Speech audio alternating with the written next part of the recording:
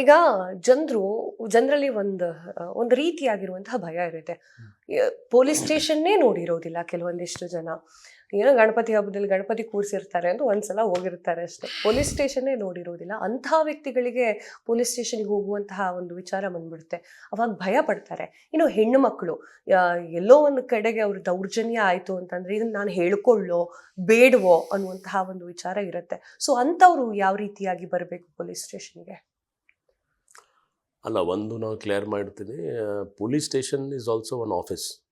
ಅದು ಏನೋ ಭಯ ಪಡಲಿಕ್ಕೆ ಏನು ಅವಶ್ಯಕತೆ ಇಲ್ಲ. ಸೊ ನಮ್ಮ ಉದ್ದೇಶ ಏನಿದ್ರೆ ನಾವು we are making it more people friendly.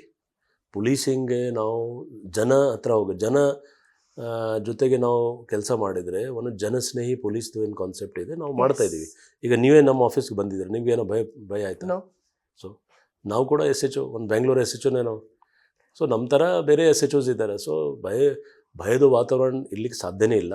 ಎಲ್ಲಿ ಭಯದ ವಾತಾವರಣ, that in my opinion that station is not fit to be, that inspector is not fit to be working there. ಯಾಕೆಂದರೆ ಅವರು ಆ ಥರ ವಾತಾವರಣ ಯಾಕೆ ಕ್ರಿಯೇಟ್ ಮಾಡಿದರು.